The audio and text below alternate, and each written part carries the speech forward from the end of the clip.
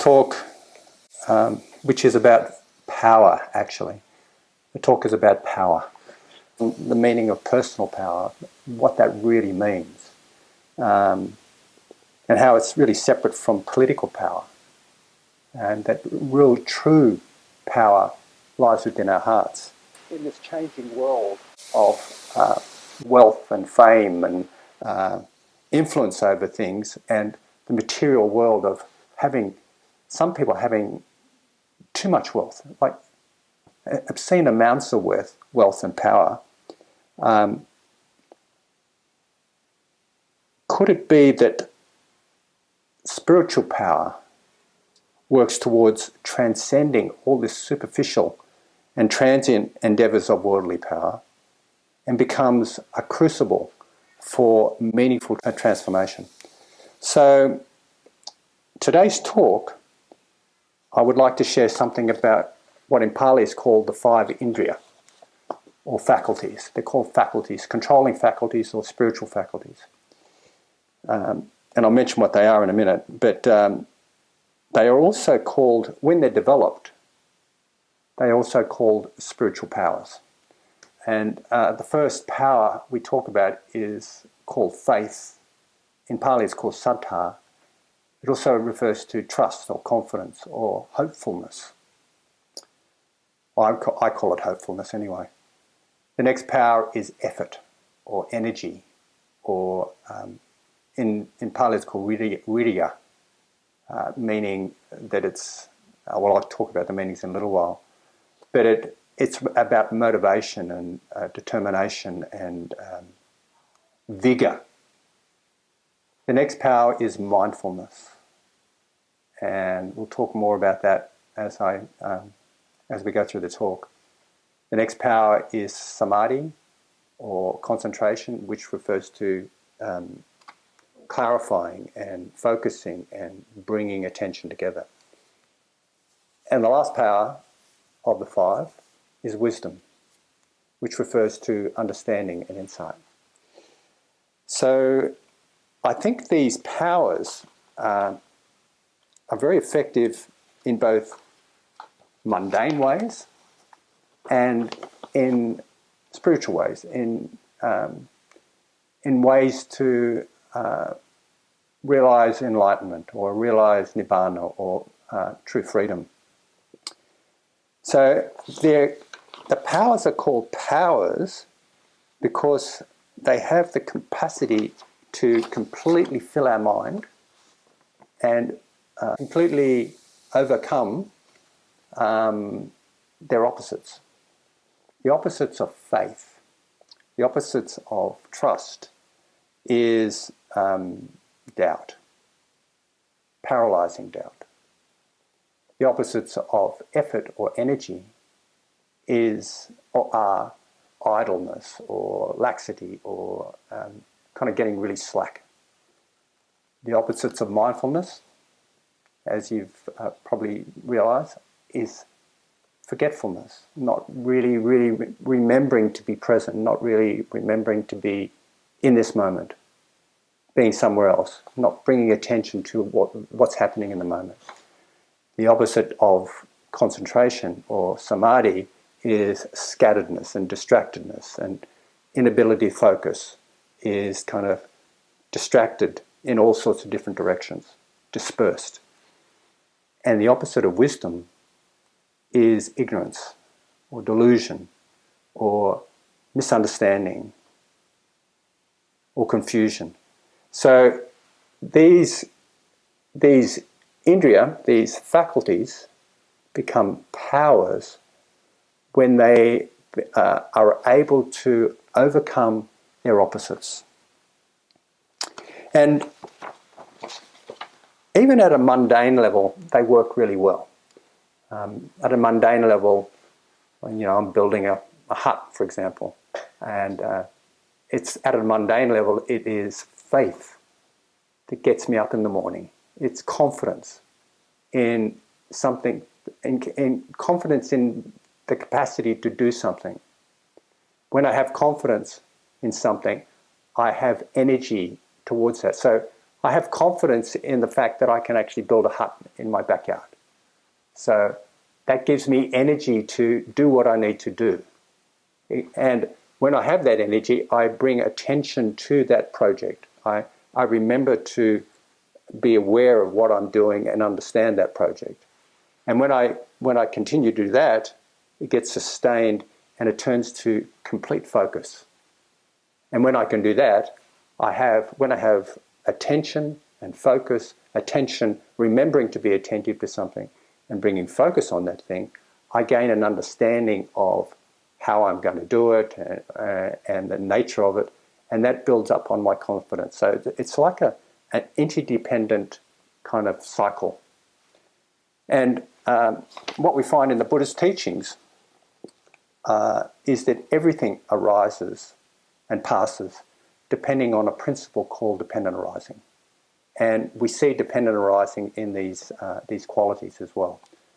So dependent arising, quite complex, but essentially it goes something like this. When this is, that is. When this is not, that is not. When this ceases, that ceases. When we feed into something with craving, aversion, and ignorance, then that thing becomes worse. It becomes suffering. And when we address issues that arise in our lives with wisdom, with ethics, and with mental development, such as meditation, then we find a way of becoming free. This thing about dependent arising, and I won't give a talk on dependent arising right now because I've talked about it many times, but sometimes when I've given a talk on dependent arising, I've spoken about a phrase that we find in ACT, which is acceptance and commitment therapy. And it goes something like this: when I do what I've always done, I'm going to get what I've always got. In other words, when we continue to feed into something in an unwholesome way, then unwholesome results will develop. If, however, we do something different and we endeavour to shift our ways of relating to a particular issue with wisdom, in an ethical way, and also with mindfulness and focused attention, then something different will arise. So that's something about dependent arising. And what we find is that with these 5 faculties, or these 5 powers, it is as if when there is trust, then effort arises. When there's effort, mindfulness arises. When there's mindfulness, concentration arises. The bringing together of mindfulness and concentration, there is wisdom arises. And with wisdom, we have more trust and more faith and more confidence, and then it just sort of goes round in this kind of interdependent cycle, like similar to the Eightfold Path in many respects. Well, it's part of the Eightfold Path. So when we think about it at a spiritual level, it's even more powerful. So faith. I'm going to talk about each of these qualities separately now, and I'll begin with faith. Often faith is confused with kind of blind faith. Blind faith is sort of believing something on hearsay or because it's our tradition or something like that. I know that we in the recent years and recent decades in the West, we've been very cautious about believing something just because it's in print or on the internet or just because somebody else says we should believe it. So we developed a sense of skepticism. And I think this is quite healthy. However, faith, when we're talking about it in this spiritual sense, in this sense that we're talking about it as one of the 5 powers, is more about a kind of confidence that something will work, a confidence that what we're doing is going to bring fruit. And it's also a confidence in ourselves as well. And sometimes confidence arises from when we've had an experience with something and we've done something and we've seen the results and we can we realize that if we do more of that, it will be good. It's like going to a yoga class, for example. We've been to one yoga class, or we've been to 10 yoga classes or 20 yoga classes, and we realize that when we go to a yoga class, it helps us feel good. I mean, we feel relaxed, we feel calm, we feel more together, and so we have confidence that if we go back to a yoga class, we'll have the same results. So that's confidence. Trust is a little bit different. Trust is more like not having an experience of something, but knowing that somehow it is possible. Knowing that somehow it is possible. Now, the aim of Buddhist practice, for example, is nibbana or nirvana, complete freedom. But for most of us, we haven't experienced that.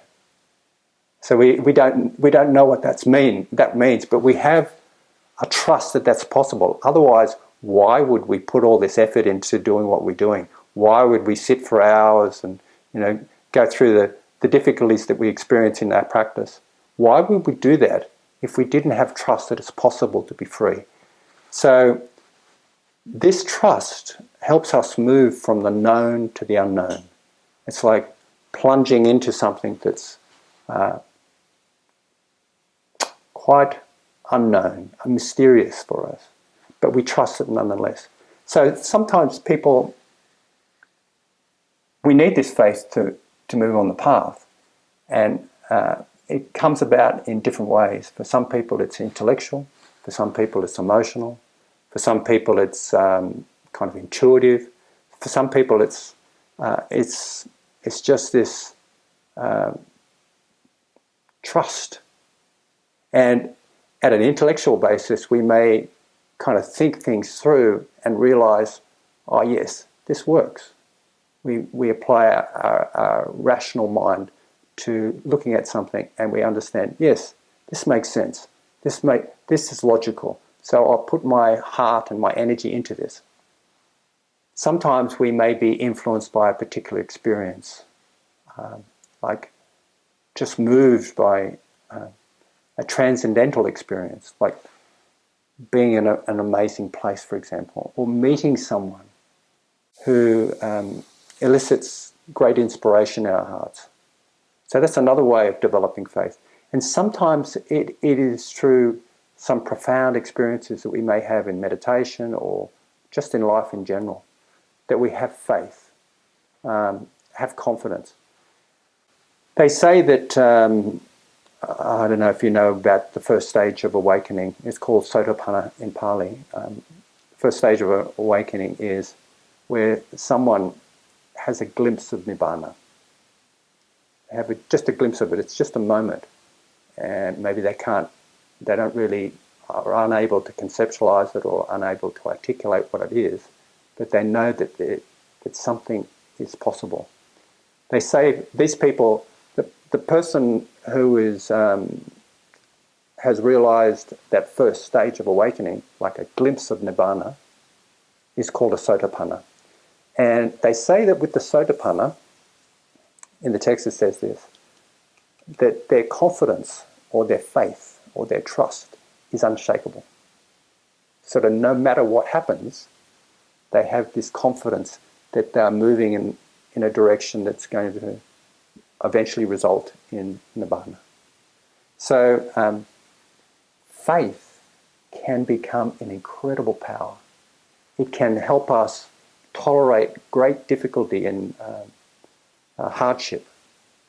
If we can have faith in something, it gives us the strength to stand up against when we're challenged with this.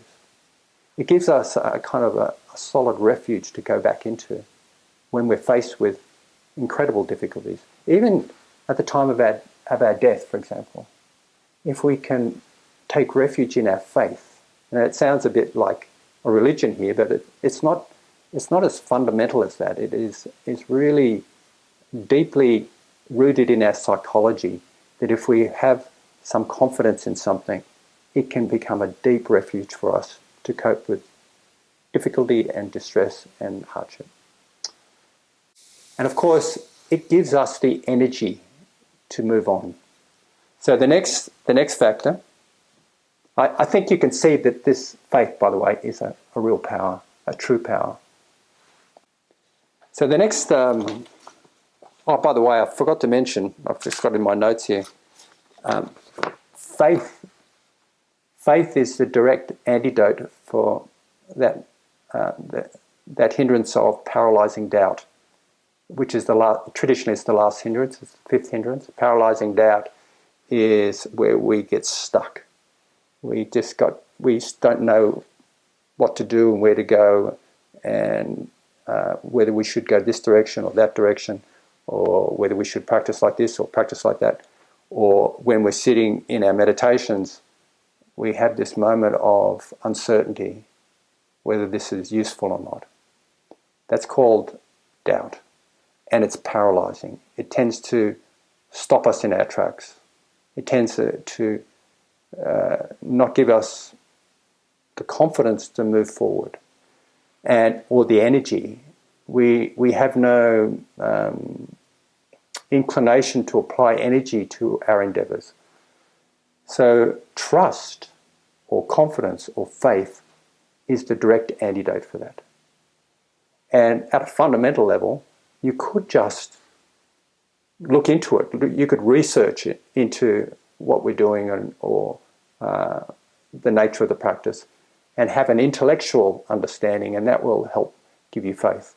Or the other thing is to just have the experience of something, like the genuine experience or a taste of Dhamma, such as the Sotapanna, a taste of Dhamma that gives you unshakable faith and confidence in what you're doing.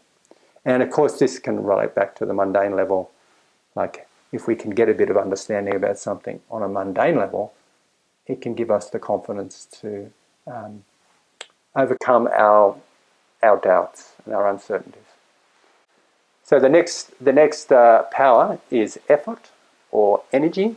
And effort, as I mentioned earlier, the Pali term for it is virya.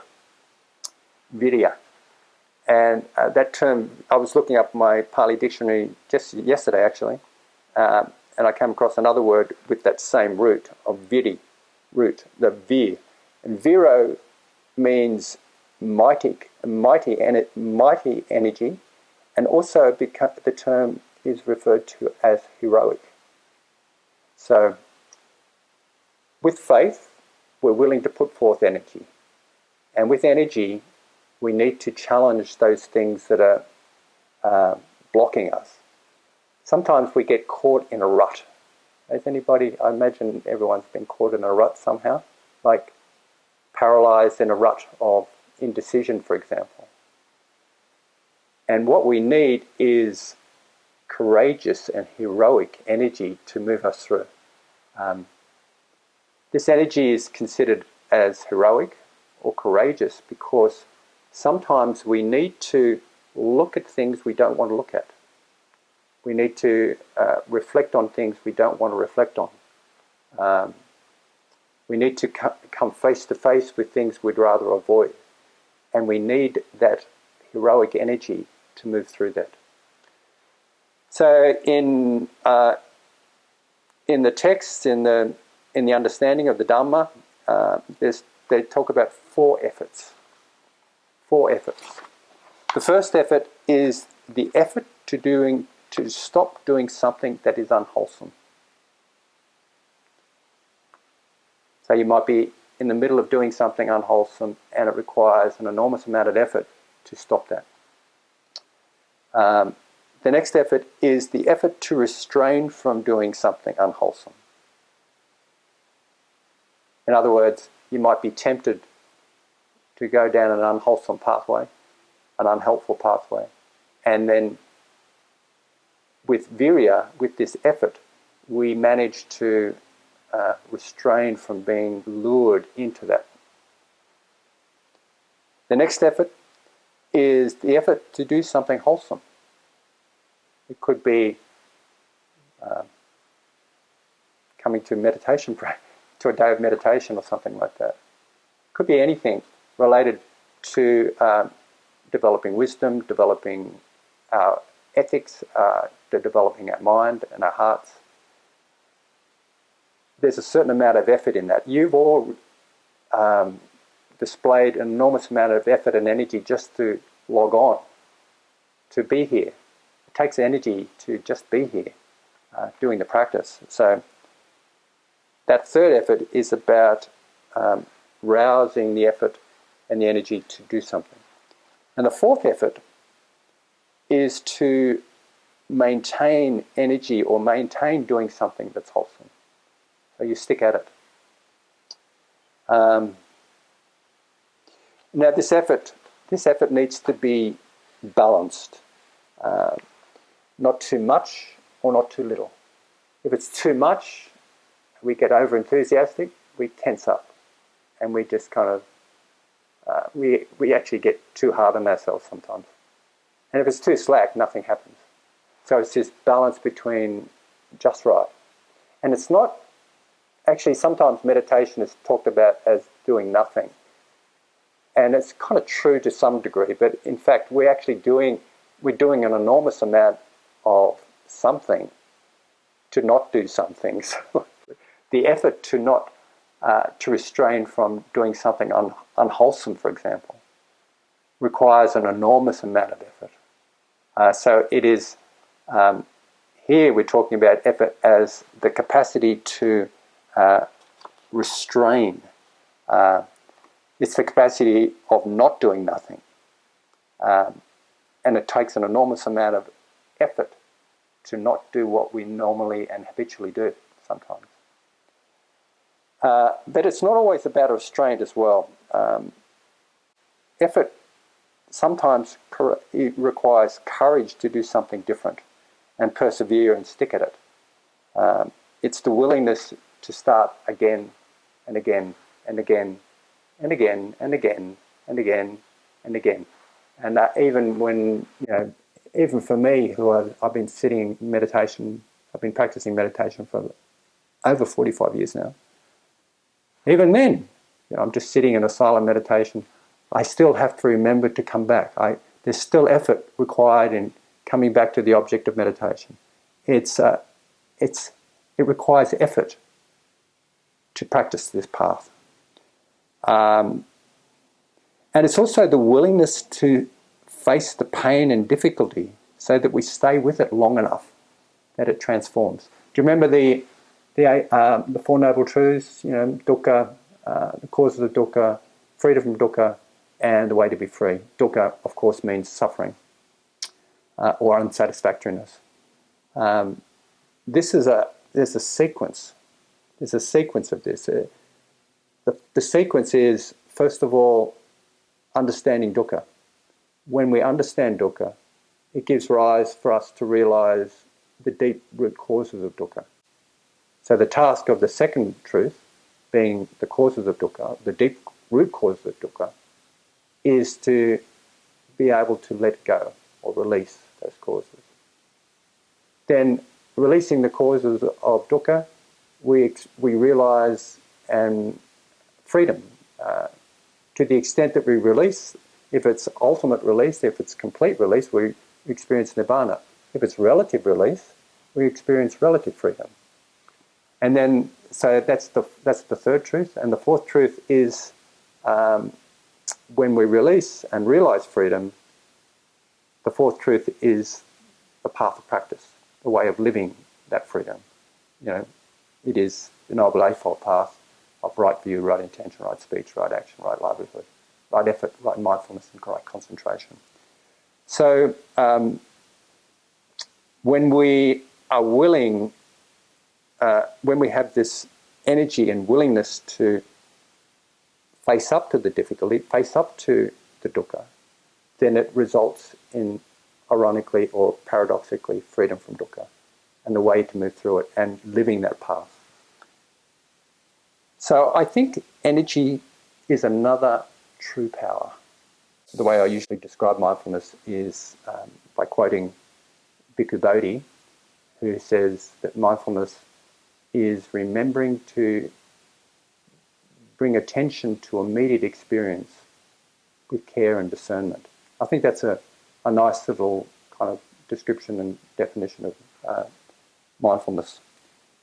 And there are many ways of describing it, of course, and many ways of practicing it.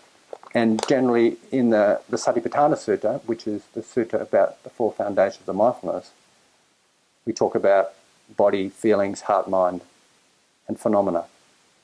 When I say body, it's all aspects of body. When I say feelings, it's qualities of pleasantness, unpleasantness, or neither. And when I say heart, mind, I mean consciousness, like thoughts and emotions and moods and states of mind and so on.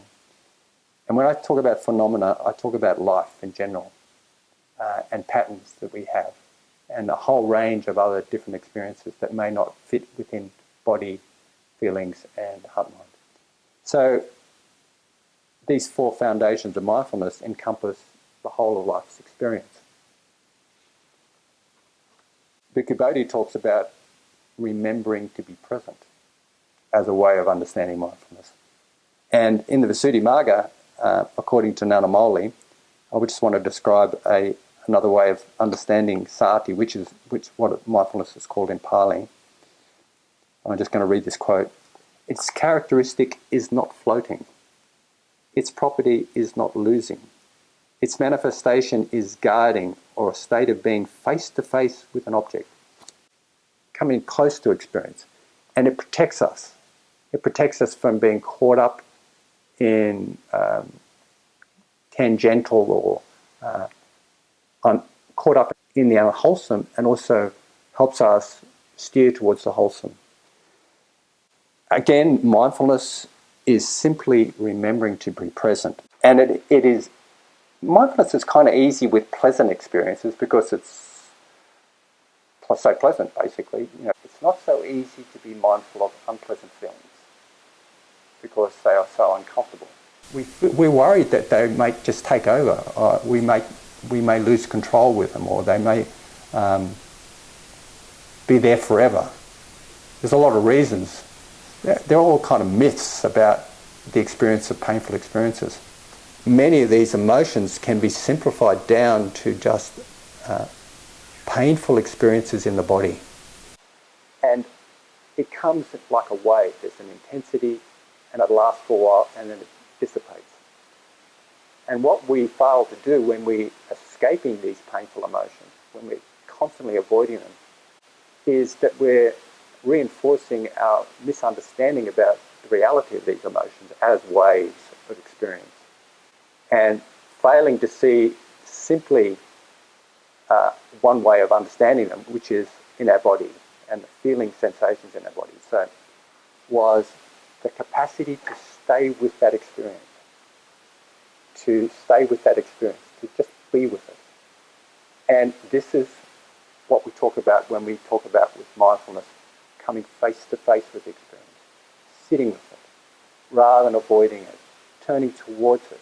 So if we have a painful emotion, we turn our attention towards it and see it simply as this arising and passing of unpleasant feelings. And it develops understanding. It develops the capacity for us to hold those experiences and transform them, to overcome them, to become not the victim of them, rather to see them wisely, to see them as they are. That there's true power in this. This is real strength. The capacity to turn towards the unpleasant and sit with it and stay with it and surf it rather than avoiding it. So we talked about faith, we talked about energy, we've talked about mindfulness, and the next power is concentration, or samadhi in Pali. Samadhi meaning the gathering together of attention, bringing it together and putting it in one spot. Gathering it together and placing it in one spot. And mindfulness, when it's practiced, it's this remembering to be attentive, remembering to be attentive, remembering to be attentive. remembering to come back, remembering to come back, remembering to face up to experience. What happens when we continually do that, it develops into concentration. You can see how when we practice mindfulness, it provides the conditions for concentration to arise. In fact, mindfulness needs concentration to function, and concentration needs mindfulness as well. So they co-arise in many respects. And now concentration is, as I described, this bringing together, gathering in of attention. In the Eightfold Path, we have right view, right intention, right speech, right action, right livelihood. So right view, right intention refers to the wisdom component. Right speech, right action, right livelihood refers to the ethical component. And right effort, right mindfulness, and right concentration refer to the factors of the meditation component of the Eightfold Path. This meditation component has essentially two aspects: serenity and insight, or serenity meditation and insight meditation. Serenity meditation is where concentration is emphasized. Insight meditation tends to also have concentration, but it emphasizes mindfulness. So what happens with insight meditation is we're having lots of different objects to pay attention to, and wherever we put our attention, it goes deeply into that object with the power of concentration. It's called kanika samadhi, where we may have different objects, but every time we focus on a different object, it has this power of concentration, so we go deeply into it. So that's insight meditation. With samadhi, with serenity meditation, otherwise known as samatha or shamatha in Sanskrit, it is where we gather our attention and put it in one spot and sustain that. It's not like going around in different objects, it's sustaining on one object. There's this kind of gathering in and of attention, and we go into an object and get completely absorbed into it. What happens, there are three pathways to meditation now. One pathway is serenity first, then insight. Another pathway is insight only, without the cultivation of serenity. And another pathway is serenity and insight equally balanced.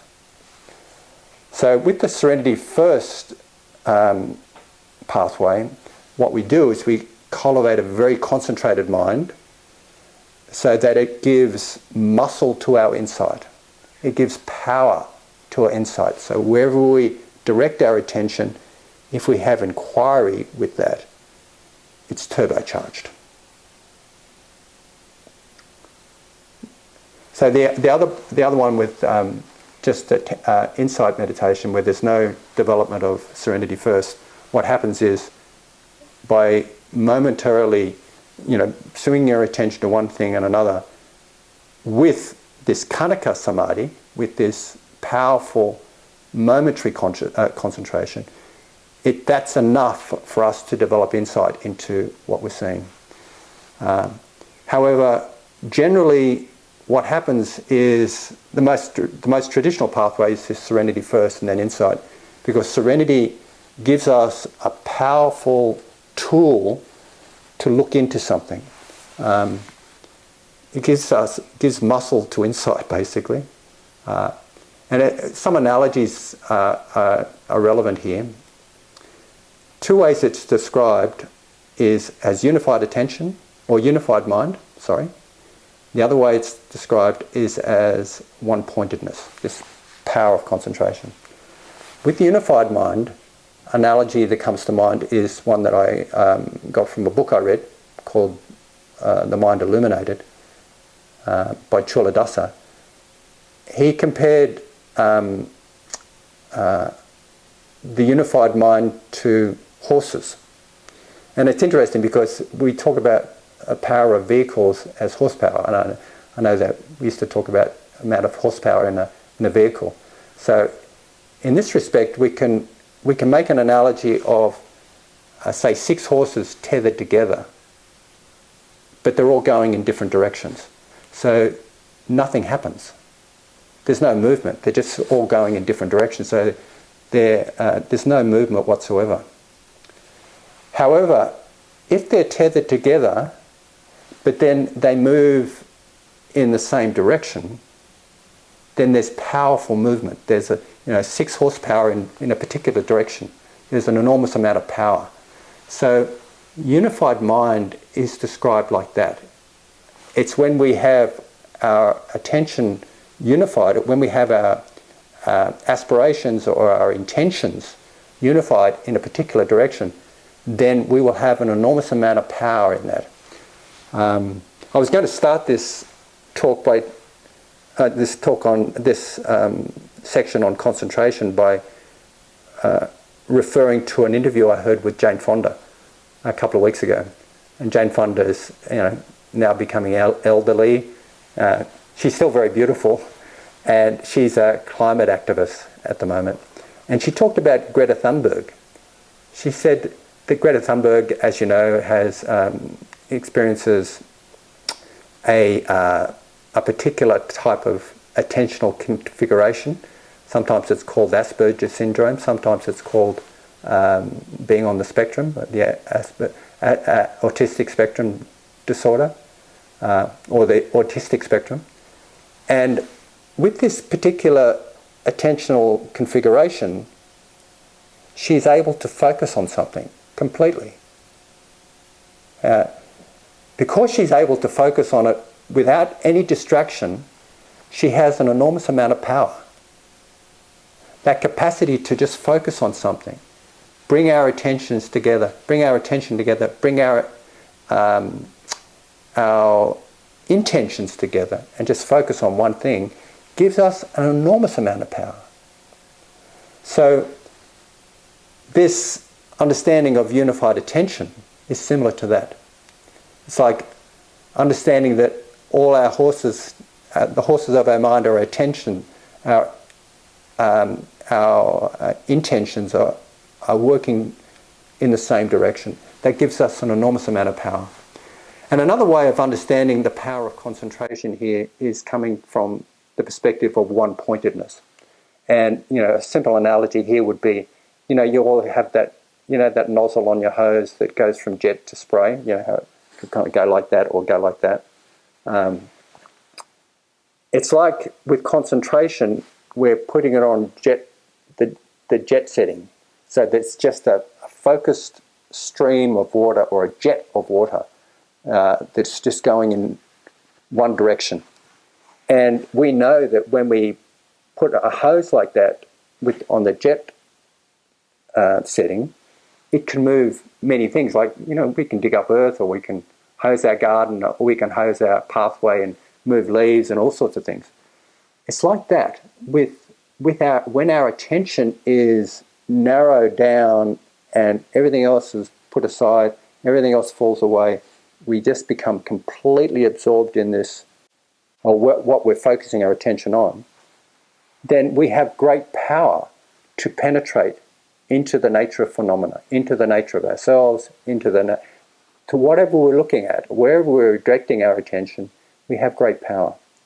So this is the power of concentration. Which brings us to the next power, which is wisdom.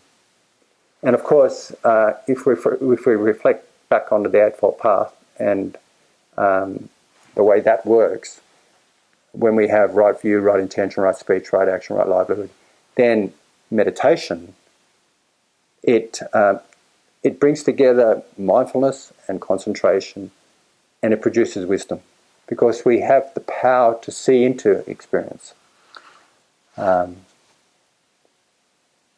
Many years ago, I started teaching, probably about 30 years ago now. I started teaching, and when I started teaching, when I talked about wisdom, I would just kind of present something. I would present, this is wisdom. It's the two factors on the Eightfold Path related to right view and right intention. Right view is, as opposed to wrong view, is the understanding that everything is impermanent, everything is unsatisfactory or not a source of happiness. Everything that changes is not a source of happiness, sorry. And that there is no abiding thingness in things. It is all kind of interdependent. So that's called right view in Buddhism. Yeah. The other thing that right view is about is an understanding of dependent arising, actually. The fact that actions have consequences, for example, or there's an interrelation between events. Things don't arise in and of themselves. So I would explain this, and I say this is what wisdom is.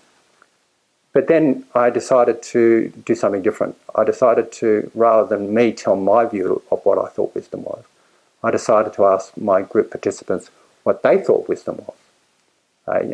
What is wisdom from your view? How do you understand this? And that was much more interesting and much more beneficial because it just opened me up to the wisdom that people have. And I'd also ask all sorts of people. And I was really honoured to hear what they would say about wisdom. And many of you heard this little story, but there was one time I was teaching a class on Christmas Island with asylum seekers. And I was with an asylum seeker families, actually. So there was a number of children in the audience. And I asked this question, what's wisdom? Because I thought it would be interesting to hear. And one little girl spoke up, a little Iranian girl, who would have been about 8 or 9, I think. And she said, wisdom is knowing what is good and knowing what is bad. I thought, far out, that's fantastic. And, there were other people in the audience, many Iranians and some Afghanis. The Iranians were being very philosophical about it. Lovely definitions of wisdom, really beautiful. However, she seemed to get to the gist of it. And I added to it, after some discussion, I added, yes, it is knowing what is good and being able to do what is good, and knowing what is bad and not being able to do what is bad. And I thought that was a really lovely way of understanding wisdom. And I have one other way of understanding wisdom, and this is a citation from Thanissaro Bhikkhu, who's a Buddhist monk in America. And according to him, the Buddha had a simple test for measuring wisdom. You're wise, he said, to the extent that you can get yourself to do the things you don't like doing, but know will result in happiness, and refrain from things you like doing, but know will result in pain and harm. It's pretty cool. Pretty cool, isn't it? So I've talked about these 5 powers, and I've talked about how they interact and work on each other, and they emerge as a result of our practice, and they drive our practice as well. They are the ways to find liberation. And when we have wisdom, it increases our faith and confidence. When we have increased faith and confidence, we have more energy and effort. When there's energy and effort, mindfulness arises. And with the arising of mindfulness, concentration arises. And with the culmination of trust, effort, mindfulness and concentration, wisdom arises, which feeds back into more confidence and more trust, and feeds back into us powerfully walking the path of awakening. So, thank you very much. I wish you well on your path of awakening, and I trust that you will all develop these powers. Thank you very much.